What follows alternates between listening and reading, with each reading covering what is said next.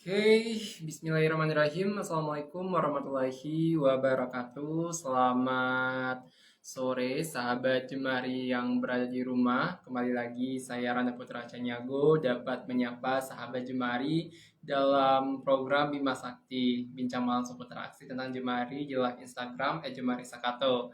Nah, khusus untuk bulan Ramadan ini, program Bima Sakti memang dikhususkan untuk menemani para sahabat Jemari yang berada di rumah untuk ngabuburit sambil menunggu waktu berbuka puasa.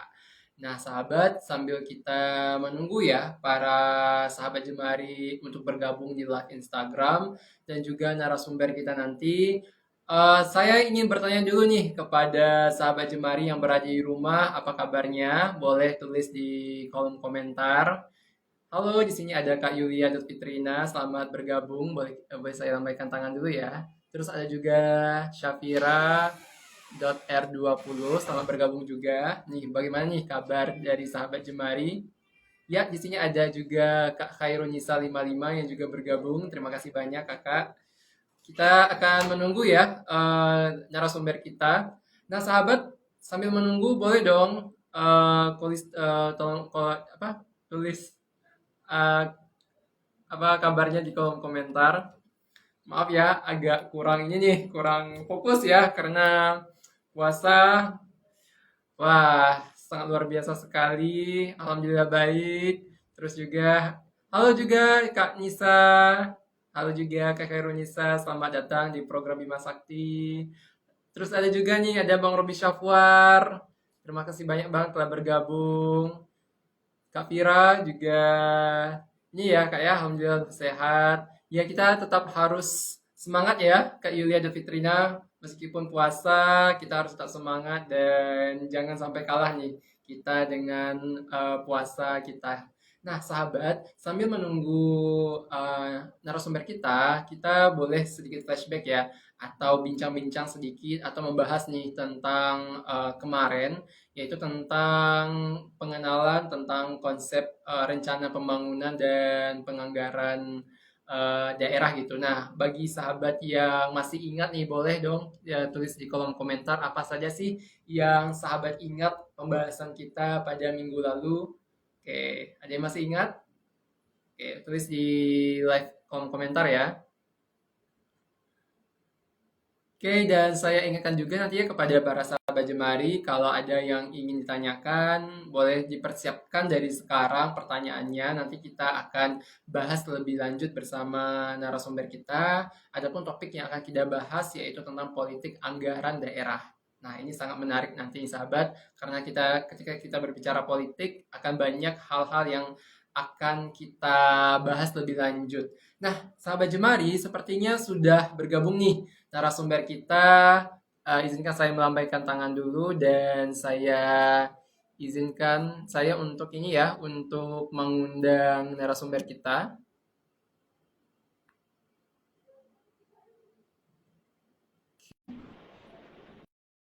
Oke.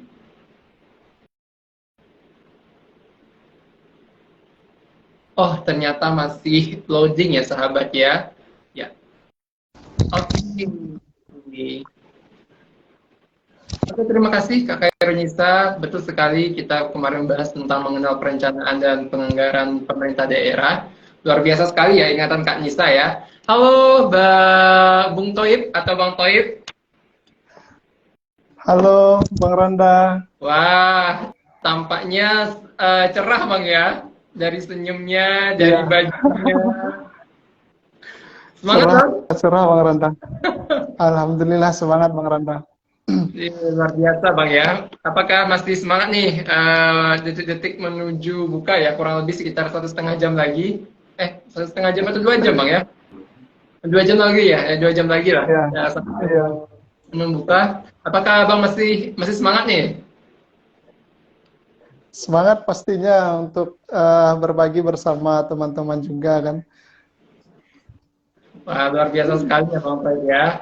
Di tengah puasanya Bang Toib masih menyempatkan waktu ya untuk memberikan pembahasan mengenai topik yang akan kita bahas, yaitu tentang politik anggaran daerah. Nah, kemarin kan kita udah bahas nih Bang ya terkait dengan rencana pembangunan, terus ada penganggaran juga. Nah, pada minggu hari ini kita akan membahas yang sedikit lebih detail ya Bang ya dari pembahasan kemarin. Jika kemarin itu malah hanya membahas tentang bisa dikatakan hanya kulit-kulitnya saja. Nah, pada minggu ini atau hari ini kita akan lebih dalam lagi membahas tentang penganggaran ya. Betul ya Bang Pep ya? Betul Bang Randa. Oke. Politik anggaran Bang Randa. Politik anggaran. Nah, mungkin sebelum kita mulai, Bang Pep ya, saya ingatkan lagi kepada para sahabat Jemari, kalau ada hal yang ingin ditanyakan dan ingin kita diskusikan, boleh banget dari sekarang ya, persiapkan pertanyaannya. Kalau sudah, langsung saja ditulis di kolom komentar. Nanti saya akan tolong bacakan dan kita akan bahas bersama narasumber kita. Nah gitu. Nah, Bang Toib kita mulai aja atau bagaimana nih Bang? Atau mungkin Bang Toib pengen sapa dulu sahabat Jemari yang berada di rumah? Ya, sahabat Jemari semua, selamat sore. Semoga kita semua dalam keadaan sehat ya, Bang Randa. Dan tetap tentunya dalam lindungan Allah Subhanahu wa Ta'ala. Mungkin bisa langsung saja kita mulai, Bang Randa. Oke. Nah, terkait dengan ini Bang ya, tentang politik anggaran daerah. Nah, ini pertanyaan apa ya? Pembahasannya lumayan agak serius nih kira-kira Bang ya.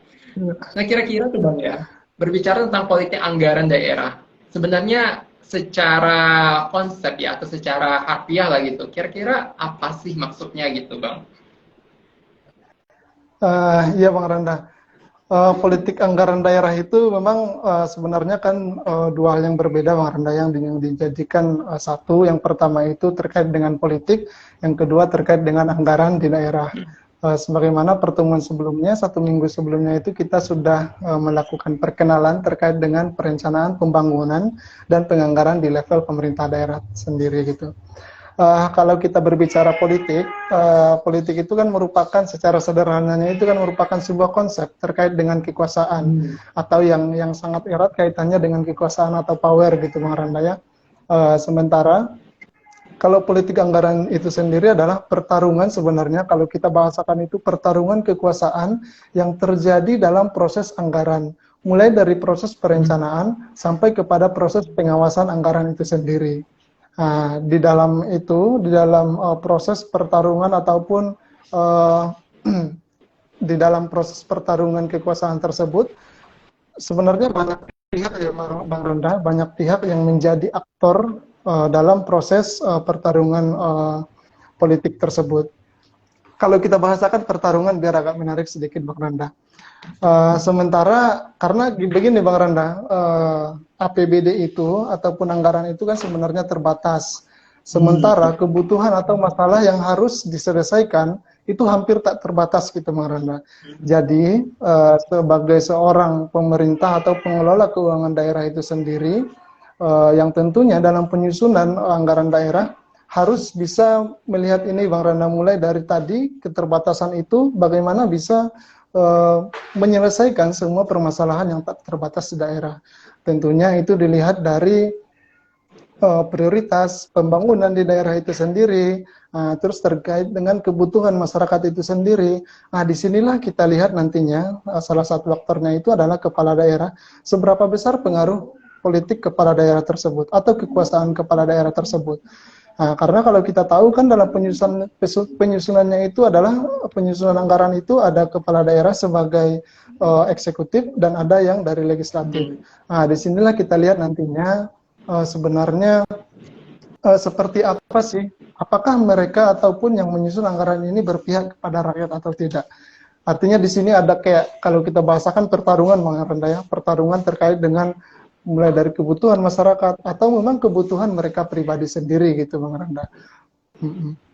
Oke, jadi secara sederhananya ini seperti ini Bang ya, seperti sebuah pertarungan yang memperebutkan suatu sumber daya yang langka di mana banyak kebutuhan kita yang mungkin tidak terbatas baik itu ke kebutuhan secara kepentingan pribadi maupun kepentingan-kepentingan kelompok tertentu gitu. Nah, kurang lebih seperti itu ya kira-kira Iya. ya tentang apa itu politik anggaran daerah gitu. Nah, tadi Bang Toib sedikit menyinggung ya terkait dengan bupati, dengan ada yang dari legislatif, eksekutif ya. Nah, kira-kira nih Bang, dalam penyusunan ya, dalam penyusunan sampai pelaksanaan nanti dari anggaran daerah ini, kira-kira aktor-aktor atau stakeholder siapa saja sih Bang yang terlibat dalam perjalanan ini, Bang?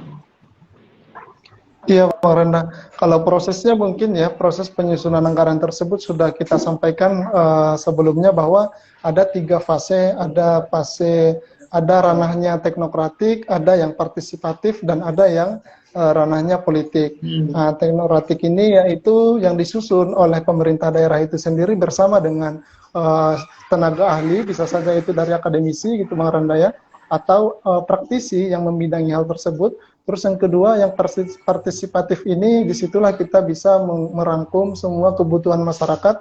Nah, itu yang berdasarkan musrembang, musyawarah rencana pembangunan. Nah, sementara yang di ranah politik itu sebenarnya penetapan yang dilakukan oleh legislatif dalam menjadi sebuah dokumen gitu. Nah, sementara yang menjadi aktor di dalam perebutan ataupun menjadi aktor di dalam politik anggaran tersebut, setidaknya kita kelompokkan bisa menjadi 5 Bang Randa ya. Yang pertama itu bisa para pengusaha, terus yang kedua akademisi, terus aktivis lingkungan, anggota panitia anggaran legislatif, dan anggota panitia anggaran eksekutif. Di sini bisa dikatakan sederhananya yang 5 inilah yang menjadi aktor-aktor yang menjadi penentu pengambil kebijakan kemana diarahkan anggaran tersebut, gitu Bang Randa. Oke, berarti kalau ketika kita berbicara tentang politik anggaran ini lebih kepada tahapan untuk mengesahkan, kira-kira seperti itu Bang ya, bukan lagi pada tahapan untuk perencanaan atau mengumpulkan aspirasi dari masyarakat yang ada pada struktur pemerintah yang lebih rendah gitu Bang ya. Memang lebih ke level ini kalau misalkan level kabupaten itu lebih ke level kabupaten maupun level provinsi gitu Bang ya, bukan lagi ke kecamatan maupun desa. Begitu. Iya, betul. Oke. Nah, Iya, betul Bang Randa. ini sangat-sangat menarik nih Bang Toib ya. Tadi Bang Toib juga menyinggung ya beberapa para stakeholder yang mempunyai peranan yang sangat penting dalam pengesahan sebuah anggaran daerah, baik itu tadi pengusaha gitu Bang ya, terus bidang akademisi, terus aktivis lingkungan, terus juga ada panitia penyelenggara legislatif dan panitia anggaran legislatif dan panitia anggaran eksekutif. Nah, mungkin bisa nih Bang, kita bahas satu persatu dulu Bang ya. Nah, ya oke Bang ya, dari 5 aktor besar yang Abang sampaikan barusan ini, mungkin kita akan bahas satu persatu. Nah, yang pertama itu ada pengusaha. Nah, kira-kira kenapa sih Bang, kok pengusaha itu bisa menjadi aktor gitu ya dalam penentuan anggaran daerah ini, politik anggaran daerah ini, Bang? Iya Bang Randa. Mungkin bisa kita ambil contohnya seperti seorang pengusaha yang ingin sebelumnya yang pasar tradisional itu menjadi sebuah pasar modern.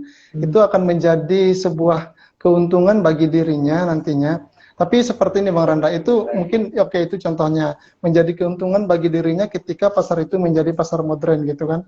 Nah, jadi mungkin bisa kita ilustrasikan seperti ini. Ketika pasar itu menjadi pasar modern, dia yang memiliki modal gitu Bang Randa ya, yang pemikirannya kapitalis itu tadi, itu bisa saja memanfaatkan momen tersebut untuk menjadikan atau memperkaya diri sendiri gitu.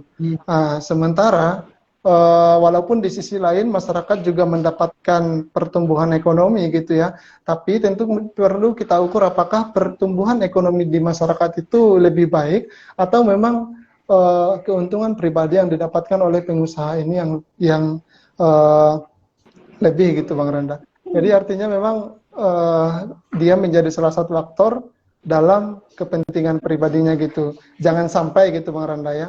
Tapi dalam prosesnya dia menjadi salah satu aktor Bang Randa. Berarti pengusaha ini juga merupakan salah satu aktor yang punya peran yang cukup strategi, Bang, ya, dalam nantinya penetapan sebuah anggaran daerah, karena mungkin lebih berkaitan dengan sektor ekonomi yang dimainkan oleh para pengusaha pada suatu daerah gitu. Kira-kira apakah Iya, seperti itu, Bang Toib? iya betul Bang Randa. Bahkan contohnya dalam keuntungan dari proyek-proyek pembangunan yang dilakukan gitu kan. Take and tender Ya, gitu. ya. Biasanya mereka akan bermitra dengan pemerintah dan hal busuk ataupun yang sebenarnya yang terjadi di level pemerintah itu terkadang adalah adanya di situ suap Hmm. berapa persen untuk saya gitu kan. Jadi ketika itu terjadi maka dia akan berusaha semaksimal mungkin supaya APBD yang menganggarkan untuk pembangunan tersebut itu tetap disetujui oleh DPRD gitu. Jadi sebenarnya aktornya di situ adalah lebih kepada mendorong kalau dia tadinya memang adalah orang-orang yang berpikiran tidak berpihak kepada rakyat gitu Bang Randa. Nah, ini sangat sangat penting, Bang, ya, yang harus dipahami nih oleh para sahabat Jemari di rumah, ya, terkait informasi yang barusan yang disampaikan, bahwasanya pengusaha itu memang merupakan salah satu komponen yang sangat berpengaruh nantinya terhadap terhadap pengesahan sebuah kebijakan atau peraturan pada suatu daerah, kira-kira seperti itu, ya, Bang Toib, ya. Nah, selanjutnya nih, Bang, Ya. salah satu aktor yang berperan penting juga yang disampaikan oleh Bang Toib barusan, itu tentang para akademisi. Nah, kenapa sih, Bang, para akademisi ini juga menjadi salah satu aktor yang berperan penting dalam pengesahan sebuah undang-undang atau peraturan atau penganggaran daerah, Bang? Iya, kalau di akademisi memang lebih kepada tentunya kan akademisi memiliki kewenangan ataupun memiliki riset-riset yang dilakukan di level pemerintahan daerah itu sendiri. Tentunya ketika riset itu dilakukan, ada beberapa hal yang mungkin dikira penting untuk dijalankan ataupun dilaksanakan oleh Pemda, yang mana memang kita berharap riset itu merupakan kebutuhan dari masyarakat itu sendiri gitu, Bang Renda. Tetapi yang menjadi apa namanya yang menjadi kekhawatiran kita ketika memang riset itu bukan diarahkan ya, ditunggangi ataupun mungkin diarahkan lah mungkin ya, diarahkan kepada hal yang tidak baik. Tapi intinya memang seorang akademisi memiliki pengaruh ataupun menjadi seorang aktor di dalam melakukan politik ataupun memutuskan sebuah anggaran di level daerah tersebut. Karena yang aku bilang tadi di level teknokratik saja mereka harus terlibat sebagai tenaga ahli gitu kan untuk menyusun perencanaan pembangunan. Itu Bang Randa. Oke. Akademisi ini adalah kalangan dari ini, Bang, ya, seperti dosen, seperti ilmuwan, kira-kira seperti itu, Bang Toib, ya. Ah, ah, ah. Oke, nah ini sangat menarik juga ya, bahwasanya memang hasil riset yang dilakukan oleh para akademisi ini juga menjadi bahan pertimbangan nantinya dalam pertarungan politik anggaran daerah di tingkat daerah, ya, Bang Taufik, ya. Jadi bagi Hmm. sahabat Jemari ya yang tertarik misalnya ingin menjadi seorang akademisi, menjadi seorang peneliti, ini sangat sangat luar biasa sekali peluangnya dan juga impact-nya kalau misalkan nanti hasil penelitian kita yang kita lakukan itu dapat dimanfaatkan dan dapat dimanifestasikan atau diaplikasikan pada masyarakat luas. Kira-kira seperti itu. Nah, Bang Toib, tadi kan ada juga nih Bang Toib menjelaskan bahwa salah satu aktor ya yang berpengaruh dalam politik anggaran daerah ini adalah aktivis lingkungan hidup. Nah, dari sekian banyak ya, Bang, ya, para aktivis-aktivis, kenapa nih aktivis lingkungan hidup itu bisa dikatakan sebagai salah satu aktor yang cukup mempunyai peran yang penting dalam politik anggaran daerah ini, Bang Koy?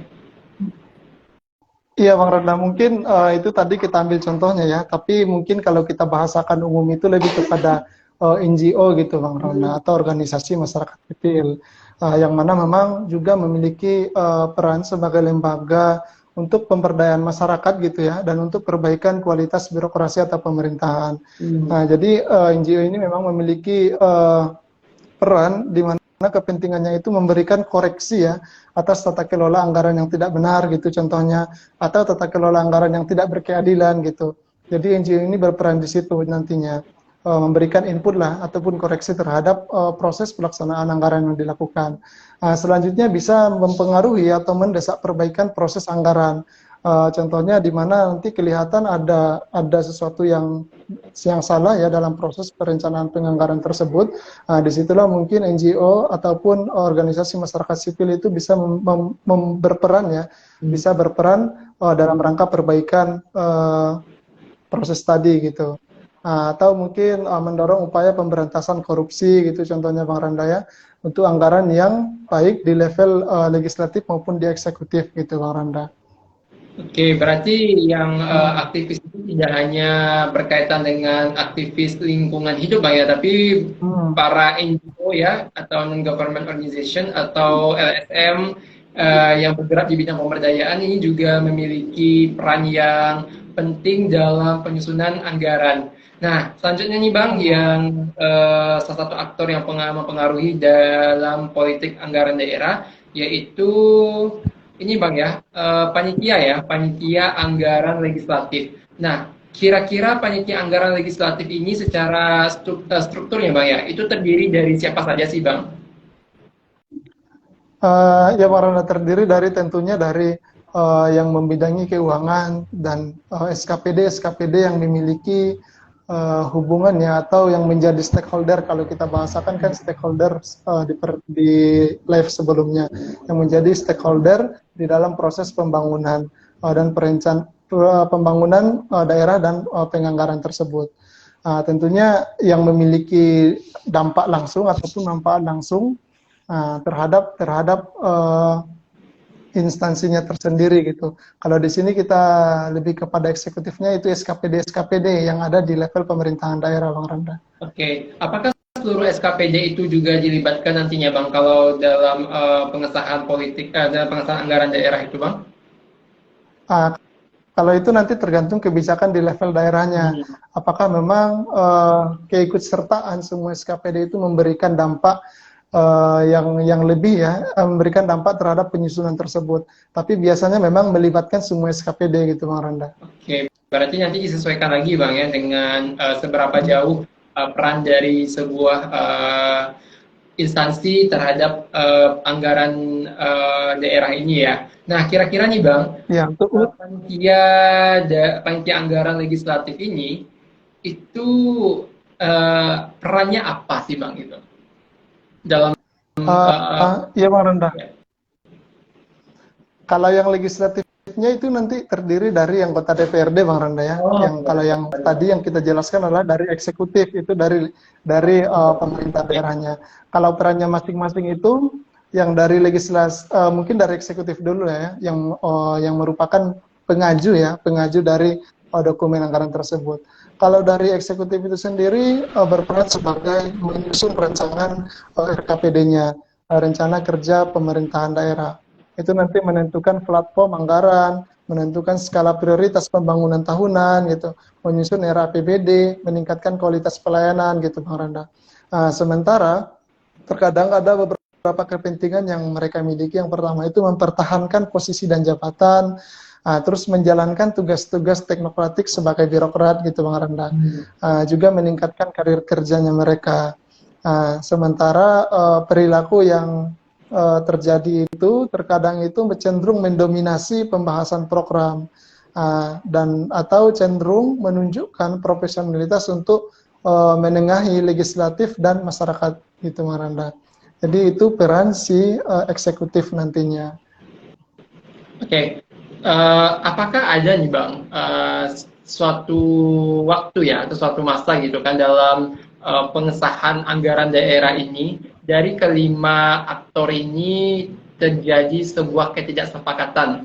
Nah, kalau misalkan hal itu terjadi nih Bang, kira-kira regulasi seperti apa sih Bang atau bagaimana cara untuk menyelesaikan itu? Boleh Abang sharing sedikit ya kepada para sahabat Jemari di rumah? Iya Bang Randa, memang pada akhirnya harus ditetapkan walaupun terkadang ada beberapa daerah yang terlambat dalam penetapan. Keterlambatannya itu bisa saja dalam proses penyusunan atau proses untuk melakukan musrembang itu yang terlambat, atau ada kendala-kendala lain. Dan ketika tidak sepakat antara yang beberapa aktor tadi ya, sebenarnya yang paling penting adalah aktor legislatif dan eksekutif. Ketika memang ada mungkin perdebatan atau pembahasan yang lebih, itu memang harus diselesaikan di antara kedua belah pihak, Bang Randa.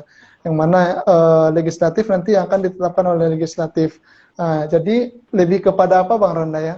Kalau kita bahasakan APBD itu kan sebenarnya adalah uang rakyat gitu ya, uang rakyat untuk kesejahteraan masyarakat gitu. Tentunya mungkin disitulah nanti bisa diukur sebenarnya dari beberapa perdebatan ataupun masukan yang tidak disepakati oleh kedua belah pihak maupun eksekutif atau legislatif ini, itu sebenarnya dampak yang lebih itu untuk peningkatan kesejahteraan masyarakat itu yang mana gitu, Bang Randa. Sehingga memang pada akhirnya bisa kita putuskan atau diputuskan oleh pemerintahan daerah itu dan legislatif itu nantinya mana yang harus dimasukkan dan mana yang harus dicoret atau dihapus gitu, Bang Randa. Pada akhirnya memang harus ditetapkan di antara kedua belah pihak, Bang Randa. Oke, akan ada cara tersendirinya Bang ya. Yang penting anggaran ini harus segera ditetapkan gitu. Harusnya segera disepakati. Tergantung nanti bagaimana cara kedua instansi kalau misalkan terjadi perselisihan, bagaimana cara mereka untuk meresolusi atau menyelesaikan konflik itu. Nah, bagi sahabat Jemari ya, sebelum kita lanjut, bagi sahabat Jemari, kalau ada yang ingin ditanyakan, boleh banget tulis di kolom komentar. Nanti kita akan diskusikan bersama narasumber kita. Nah, kalau dari saya nih Pak ya, pertanyaan terakhir dari saya nih Bang ya. Setelah ini saya berikan kesempatan kepada para sahabat Jemari. Nah, bagaimana sih Bang tahapan dari penyusunan APBD ini? Mulai dari awal sampai APBD ini diselesaikan itu tahapannya seperti apa aja Bang? Iya, Bang Randa. Sebenarnya sudah apa ya? Sudah kita sampaikan di sebelumnya itu. Kalau tahapannya itu dimulai dari perencanaan pembangunan daerah. Itu yang mana ada RPJPD, ada RPJMD, sampai kepada RKPD. Yang mana nanti RKPD inilah yang akan dianggarkan oleh pemerintahan daerah. Kalau di RKPD-nya tersebut yaitu rencana tahunan, Bang Randa ya, yang sifatnya 1 tahunan itu merupakan perencanaan, sementara untuk melaksanakan perencanaan tersebut itu diatur oleh atau dianggarkan di APBD, yang mana APBD ini juga sifatnya 1 tahunan. Kalau dari prosesnya memang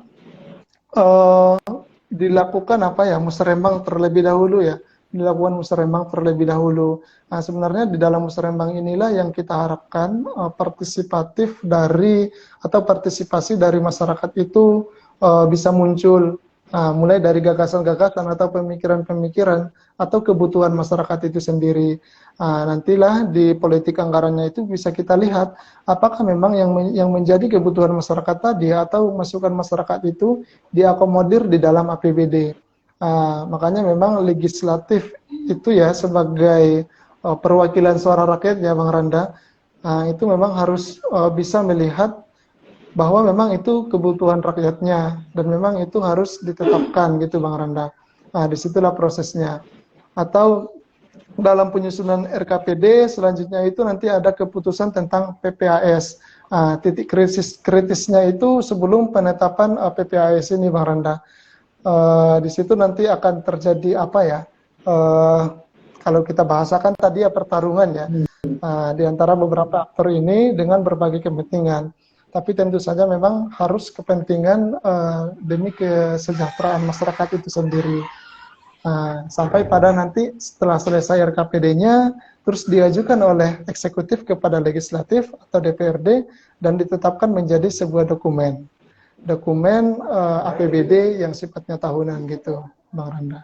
Berarti sangat panjang juga ya prosesnya Bang ya, dari tahapan yang pada level pemerintah desa gitu kan sampai pemerintah daerah. Tadi juga ada beberapa hal tidak semuanya mulus Bang ya dalam penyusunan anggaran ini akan ada terjadi pertarungan politik juga dalam penyusunan ini. Tadi saya masih ada nih Bang sedikit yang saya kurang paham gitu Bang ya. Apa tadi Bang? APPS atau Apa bang? Yang Oh, PPAS Bang Randa. apa bang? PPAS. PPAS ya. Nah, PPAS itu apa sih bang? Kalau boleh sharing ini bang. Ya, PPAS itu sebenarnya eh, singkatan Bang Randa ya, yang menjadi sebuah proses di dalam penyusunan APBD tersebut.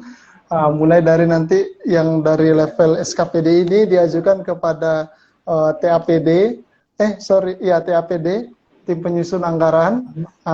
Nanti ditetapkanlah itu PPAS-nya Bang Randa atau KU PPAS.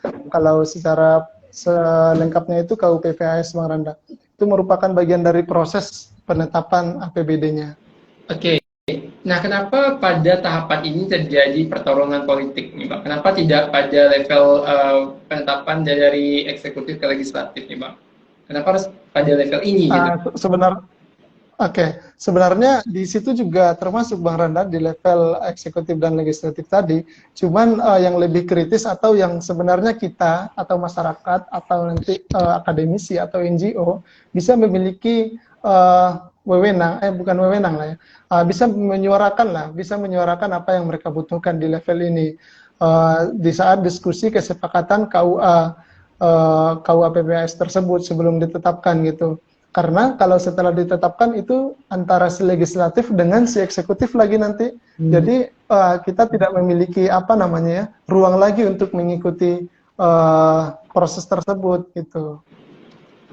Oke, begitu ya sahabat Jemari yang berada di rumah. Semoga pembahasan kita ini dapatlah mendapat insight baru nih sahabat Jemari yang berada di rumah. Kalau dari saya sudah cukup ya Bang Taib ya. Soalnya sudah tercover semua pembahasan kita pada sore hari ini. Kita tunggu respon dari sahabat Jemari apakah ada yang ingin didiskusikan. Oke, apakah ada sahabat Jemari? Oke, sepertinya sahabat Jemari sudah paham ya Bang Toib ya dengan pembahasan dari Bang Toib. Padahal sebenarnya Bang Toib ya ada hadiah ya bagi sahabat Jemari, tapi sangat sayang sekali ya. Oke, nah sebelum kita tutup nih Bang Toib, apakah ada tambahan dulu nih Bang Toib? Ya, ada beberapa Bang Randa yang tadi mungkin terlupa ya, sempat terlupa. Yang pertama itu kenapa sebenarnya kita perlu mengetahui politik anggaran tersebut. Apa sebenarnya pentingnya gitu ya. Kenapa penting untuk kita mengetahui. Sebenarnya kan kita bisa saja, kayak cerita kita kemarin itu bodoh amat, biarlah mereka yang ngurus, pihak pemerintah dan legislatif yang ngurus. Sebenarnya ada beberapa hal penting kenapa kita perlu mengetahui politik anggaran tersebut. Yang pertama itu setidaknya untuk mengetahui perhelatan berbagai kepentingan dan aktor-aktor dalam lingkaran sistem politik maupun kelompok kepentingan di luar sistem politik tersebut yang sebenarnya memiliki pengaruh dalam perebutan sumber daya publik gitu atau APBD tersebut, itu Bang Randa. Terus yang kedua, memastikan bahwa alokasi anggaran sebagai pilihan publik atau golongan tertentu gitu. Bahwa memang APBD yang kita tetapkan itu Bang Randa itu merupakan pilihan publik, pilihan masyarakat luas gitu, bukan pilihan sekelompok orang. Nah, itu pentingnya kita untuk ketahui. Terus yang selanjutnya untuk memastikan bahwa hubungan antara rakyat dan pemerintah dalam membangun mekanisme transparansi dan akuntabilitas, yang mana nanti dapat menentukan pilihan pemasukan dan pengeluaran yang seimbang. Artinya kan dalam APBD itu kan anggaran pendapatan belanja daerah Bang Randa ya. Artinya ada di situ pendapatan dan ada di situ belanja. Terus selanjutnya memastikan hal-hal yang mendasari pengambilan keputusan dalam satu sektor tertentu. Kenapa alokasi tertentu itu bisa lebih besar atau lebih kecil gitu. Jadi disitulah kita bisa ketahui nantinya. Selanjutnya memastikan bahwa penggunaan anggaran publik itu dapat dipertanggungjawabkan dan bermanfaat bagi masyarakat luas. Selanjutnya mungkin harus mencerminkan kepada kelompok mana pemerintah itu bisa berpihak dan untuk kegiatan apa pemerintahan itu bertindak. Jadi dalam ketika kita mengetahui politik anggaran itu kita bisa mengetahui bahwa sebenarnya pemerintah kita yang memiliki atau kepala daerah kita itu yang memiliki janji-janji politik ya waktu kampanye itu apakah memang dia konsisten atau memiliki komitmen dengan apa yang diucapkan. Apakah memang dia berpihak kepada rakyat atau memang seperti yang kita ceritakan tadi, bisa saja dia berpihak kepada orang-orang atau yang memiliki kepentingan pribadi gitu kan, sehingga dia juga dapat jatah atau jatah pribadi gitu. Tapi jangan sampai Bang Randa ya. Terus yang selanjutnya melihat seberapa besar dampak kepada kesejahteraan masyarakat tersebut. Mungkin itu beberapa hal penting ya Bang Randa yang perlu kita ketahui bersama juga kenapa memang politik anggaran ini menjadi hal penting untuk kita ketahui bersama. Itu Bang Randa. Berarti memang ini Bang ya, memang sebenarnya sangat luar biasa sekali ya pemahaman kita mengenai tentang politik anggaran daerah, karena memang seperti yang kita bahas minggu kemarin Bang ya, yang dana yang dipakai oleh pemerintah untuk menjalankan operasional itu adalah dana dari rakyat. Nah, kita sebagai rakyat tentunya perlu adanya transparansi Bang ya, dan juga akuntabilitas dari kinerja pemerintah yang menggunakan uang yang disumbangkan atau yang berasal dari rakyat itu sendiri. Apakah nanti kebijakan-kebijakan yang dia tetapkan, yang mereka tetapkan itu, apakah nanti berpihak kepada rakyat atau hanya menguntungkan secara pribadi maupun kelompoknya gitu. Nah, kita sebagai rakyat tentunya harus sangat perlu tahu gitu Bang ya, ilmu ya, pengetahuan mengenai politik anggaran ini agar nantinya kita tidak bingung ya ketika sebuah kebijakan yang mungkin tidak pro dengan kepentingan rakyat, kepentingan masyarakat, kita sudah tahu bagaimana cara kita berperilaku dan bagaimana cara kita untuk mengadu dan menyelesaikan permasalahan ini gitu.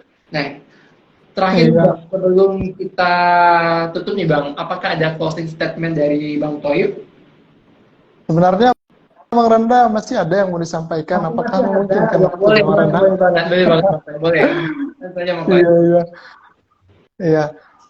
Mungkin apa Bang Randa ya, sebenarnya ada nggak sih sistem terbaik ya yang kita miliki atau yang harus kita lakukan sehingga memang kebocoran-kebocoran di dalam penganggaran ini bisa kita atasi lah, atau seminimal-minimal bisa kita minimalisir gitu kan, karena memang sangat sulit Bang Randa, di mana pihak legislatif tentunya kan yang pihak legislatif itu yang juga memiliki partai politik gitu kan, yang memiliki kekuasaan atau pengaruh yang lebih itu, sebenarnya kan keputusan itu ada di tangan dia gitu kan, ada di legislatif. Nah, ketika dia ingin memperkaya diri sendiri dan sebagainya, tentu itu sangat sangat memungkinkan dilakukan gitu Bang Randa.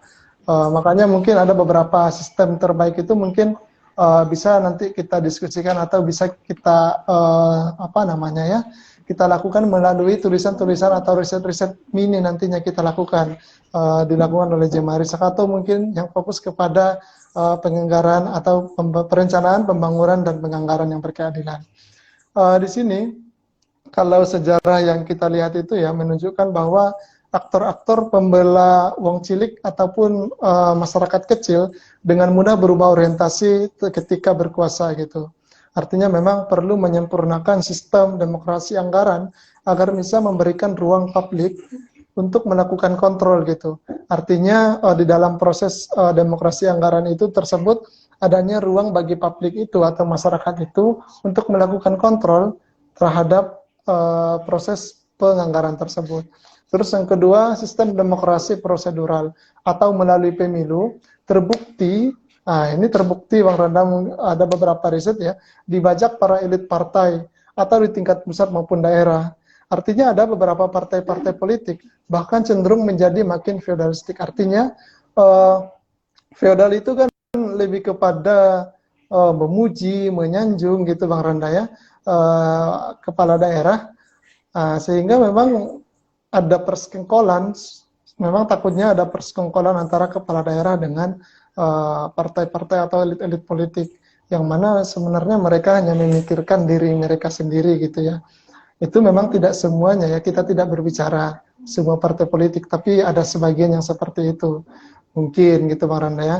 Terus selanjutnya oleh karena itu memang keseimbangan kekuatan politik, terutama bersama-sama civil society dan penguasa harus terus menjadi agenda dalam membangun gerakan advokasi anggaran di Indonesia. Artinya memang Bang Randa, nilai ya atau nilai tawar antara masing-masing partai politik, terus civil society gitu ya, memiliki nilai tawar yang sama, sehingga ada keseimbangan di situ ketika memang memperebutkan mungkin pertarungan anggaran itu yang antara yang kepentingan pribadi dengan memang kepentingan masyarakat yang lebih luas gitu Bang Randa. Mungkin itu sih Bang Randa ya, sedikit tambahannya. Oke, memang perlu adanya equal, Bang ya, keseimbangan antara kepentingan yang tentunya memang harus kepentingan dalam pengembangan masyarakat tentunya ya, karena bagaimanapun anggaran yang digunakan oleh pemerintah saat ini itu berasal dari rakyat dan kita sebagai negara yang demokrasi ya, yang menjunjung tinggi apa namanya keputusan yang memang berasal dari rakyat, dijalankan oleh rakyat dan juga ditentukan oleh rakyat gitu. Nah, terakhir nih Bang Toib, sebelum kita tutup, apakah ada closing statement dari Bang Toib? Ya Bang Ronda, mungkin sedikit Bang Ronda ya. Apa namanya, perencanaan itu Bang Ronda, perencanaan dan penganggaran yang buruk sama dengan merencanakan kegagalan pembangunan dan kebocoran anggaran, itu Bang Ronda. Nah, jadi memang kita harus siap, harus memang betul-betul dan maksimal gitu ya dalam melakukan perencanaan pembangunan tersebut supaya tidak terjadi perencanaan kegagalan pembangunan dan kebocoran dalam penganggaran itu, Bang Randa. Mungkin itu saja Bang Randa, closing statement dari saya. Oke, closing statement Bang Toib ini mengingatkan saya ya pada salah satu apa Bang ya, salah satu kata mutiara ya, langkah pertama menentukan hasil akhir gitu ya. Jadi sebelum kita merencanakan sesuatu, sebelum kita melaksanakan sesuatu memang harus direncanakan sebaik mungkin agar meminimalisir tidak terjadinya error pada proses menjalankan rencana kita ini nanti.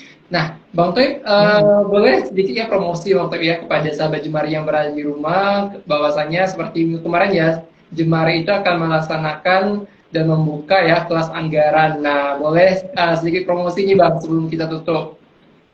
Iya, Bang Randa. Mungkin bagi sahabat sahabat Jemari semua,